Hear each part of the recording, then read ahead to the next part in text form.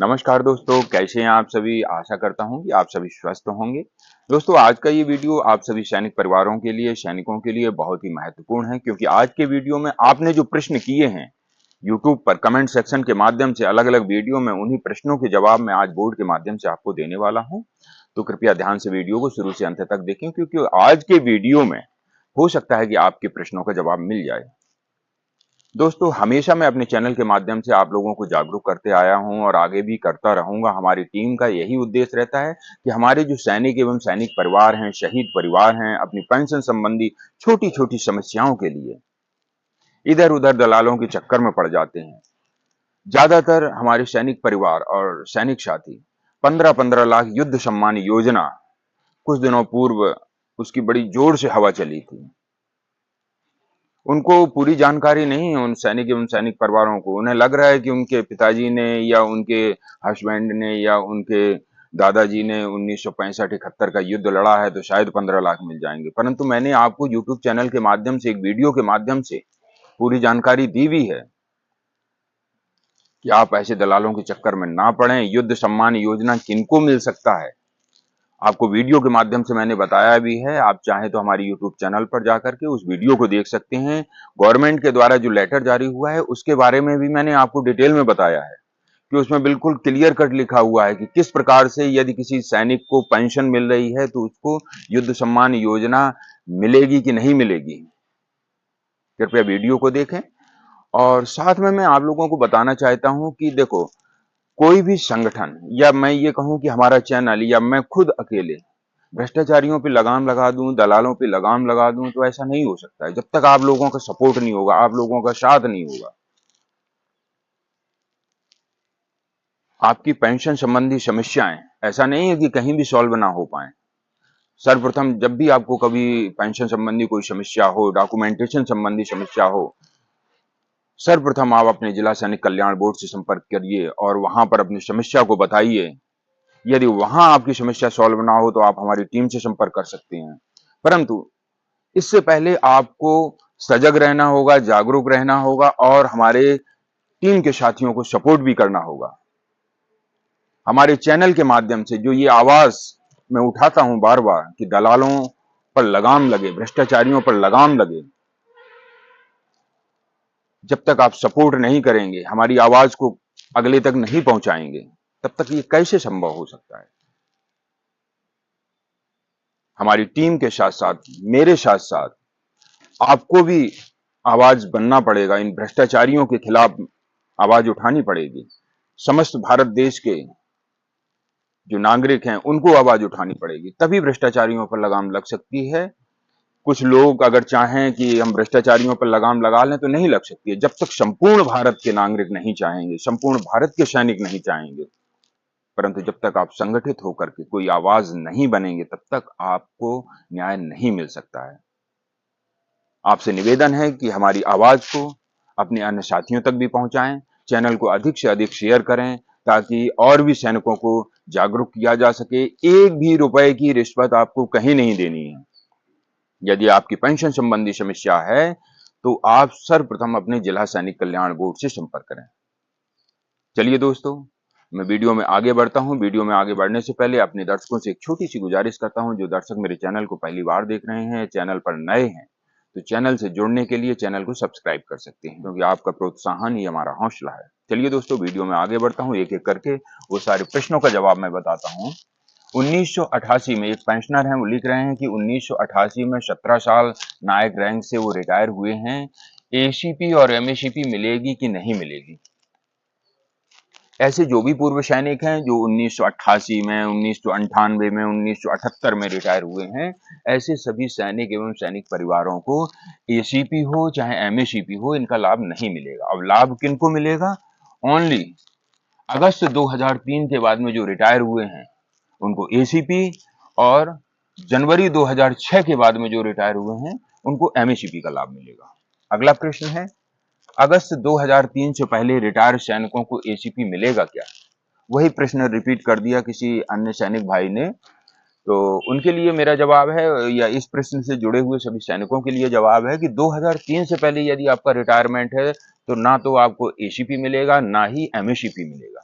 आपको मिलेगा तो सिर्फ पे कमीशन और 1 रैंक 1 पेंशन। अगला प्रश्न है, एक सैनिक साथी लिख रहे हैं, पेंशनर को बच्चों की पढ़ाई का पैसा मिलता है, कृपया करके बताएं।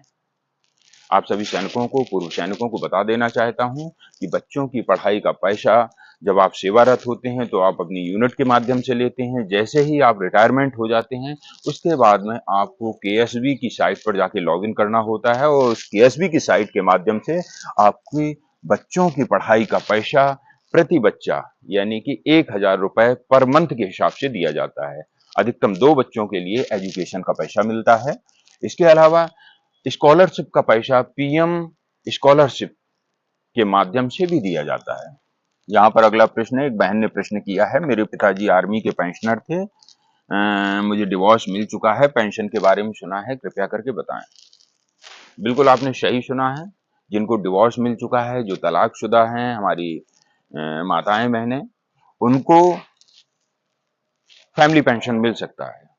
इसके लिए आप सोल्जर बोर्ड से संपर्क करें और अपने रिकॉर्ड ऑफिस को पत्र भिजवाएं। यदि आपका पार्ट ऑर्डर आपके पिताजी ने करवाया है, सर्विस रिकॉर्ड में आपका नाम दर्ज है, तो आप इसके लिए अवश्य हकदार हैं, आपको पेंशन अवश्य मिल सकती है।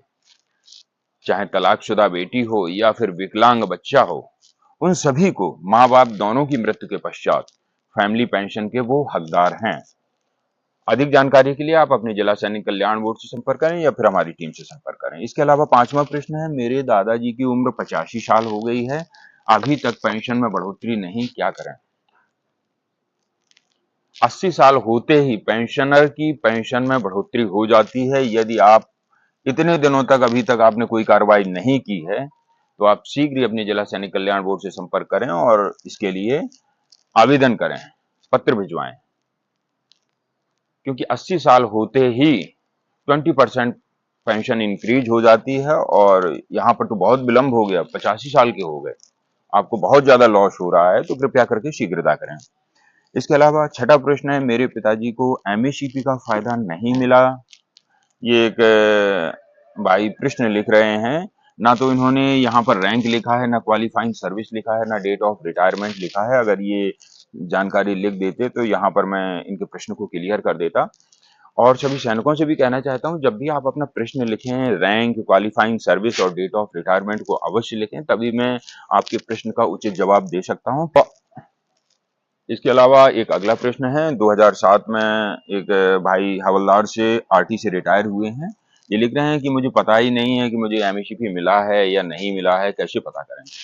इनके लिए या इस प्रश्न से जुड़े हुए सभी पेंशनर्स के लिए जवाब है, अगर आपको पता नहीं चल रहा है तो सर्वप्रथम आप अपनी एफएससी को चेक करें, इस पर से पीपीओ को चेक करें, वहां पर पे लेवल दिया रहता है, आप उसको चेक करें। यदि आप एफएससी को चेक करेंगे तो उसमें आपको पक्का ही ये लिखा मिलेगा, एसीपी नायक, एमएससीपी हवलदार, एमएससीपी नायब सूबेदार, इस प्रकार से बिल्कुल मेंशन होगा। भले ही आपका स्थायी रैंक सिपाही हो या हवलदार हो, वो स्थायी रैंक में मेंशन होगा, परंतु यहाँ पर जो एमएससीपी का एक कॉलम होता है उसमें आप चेक करें तो आपको क्लियर हो जाएगा। यदि फिर भी आपको जानकारी नहीं मिल पा रही, कुछ समझ में नहीं आ रहा है, तो आप अपने रिकॉर्ड ऑफिस से संपर्क करके पता कर सकते हैं। इसके अलावा 8वां प्रश्न है, 17 साल वाई ग्रुप हवलदार रैंक से रिटायर हैं, लिख रहे हैं कि वो आरओपी 3 में बेसिक क्या होगी? इनकी डेट ऑफ रिटायरमेंट 1997 है, यानी कि पुराने पेंशनर हैं। ये लिख रहे हैं कि वो आरओपी 3 में मेरी बेसिक क्या होगी? 17 साल हवलदार रैंक से रिटायर हूँ, वाई ग्रुप से रिटायर हूँ। यहाँ पर इस प्रश्न से जुड़े हुए सभी पेंशनर के लिए जवाब है, उनकी बेसिक पे 22,476 रुपए वो आरओपी 3 में की गई है। 9वां प्रश्न है, दादाजी 1979 में रिटायर हुए हैं, एसीपी मिलेगा क्या? मैं बार बार अपने चैनल के माध्यम से बताते आया हूं कि एसीपी और एमएससीपी किनको मिलना है, वो डेट भी बताई है। पुनः इन्होंने प्रश्न किया है, फिर भी मैं इनके प्रश्न का जवाब दे देता हूं। कई बार ये प्रश्न कर चुके हैं। 2003 से पहले के सैनिकों को ना तो एसीपी मिलेगा ना ही एमएससीपी मिलेगा। इसके बाद में जो है वो अपने प्रश्न लिख सकते हैं, उनको एसीपी और एमएससीपी दिलवाने का प्रयास किया जाएगा, या फिर अपने जिला सैनिक कल्याण बोर्ड से भी संपर्क कर सकते हैं। इसके अलावा 10वां प्रश्न है, ये एक सैनिक साथी लिख रहे हैं कि मेरी कुल सर्विस 4 साल है, मैं सिपाही रैंक से रिटायर हूँ, वो आरओपी 3 में बेसिक पेंशन क्या होगी? आप देख रहे हैं, मात्र 4 साल सर्विस। क्या किसी विभाग में ऐसा होता है कि 4 साल सर्विस वाले को पेंशन मिलती है? हाँ, सेना एक ऐसा विभाग है जिसमें 4 साल में भी पेंशन मिलती है, परंतु रीजन उचित होना चाहिए तभी मिलती है। ऐसे नहीं है कि भाग के आ गए या छोड़ दी या रेड एंट्री, कोर्ट मार्शल, ऐसी कंडीशन में नहीं मिलता है। ये लिख रहे हैं कि मुझे अभी तक 9,000 बेसिक ही मिल रही है, परंतु 4 साल सर्विस जो सिपाही रैंक से रिटायर हुए हैं, ओआरओपी 3 में उनकी बेसिक को बढ़ा करके 14,732 कर दिया गया है। यदि आपको 9,000 बेसिक मिल रही है तो बहुत कम पेंशन मिल रही है। इसके लिए आप अपने जिला सैनिक कल्याण बोर्ड में शीघ्र संपर्क करके अपनी पेंशन को बढ़वा सकते हैं या अंततः हमारी टीम से भी संपर्क कर सकते हैं। हमारे कई सैनिक ये भी अधिकांशतः प्रश्न करते हैं कि 15-15 लाख वाली जो योजना आई थी, क्या वो मुझे मिल जाएगी? मैं आपको अपने वीडियो में क्लियर कर चुका हूं, कृपया भ्रमित ना हों। उस वीडियो को यूट्यूब चैनल पर जाकर के देखें। हमारे द्वारा उस यूट्यूब चैनल का इस वीडियो के डिस्क्रिप्शन में लिंक भी दे दिया जाएगा। आप कृपया करके वो वीडियो देखें। पूरी बारीकी से विस्तार पूर्वक मैंने बताया है कि किन को 15 लाख मिलेंगे और किन को नहीं मिलेंगे।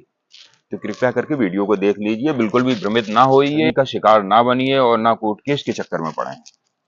आखिरी प्रश्न है, जीवन प्रमाण की आखिरी तारीख क्या है? हमारे एक पूर्व सैनिक लिख रहे हैं कि जीवन प्रमाण की आखिरी तारीख है। जीवन प्रमाण की आखिरी तारीख के अगर चक्कर में आप पड़ेंगे तो आपकी निश्चित ही पेंशन बंद हो जाएगी,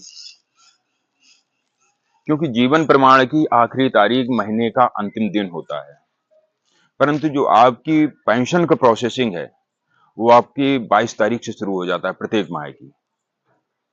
इसलिए भले ही जीवन प्रमाण आपका दिसंबर में ड्यू है तो आप 1 दिसंबर को ही अपने जीवन प्रमाण करवा दीजिए। आज नहीं तो कल, कल नहीं तो परसों, ऐसा करते रहेंगे तो आपकी पेंशन बंद हो जाएगी।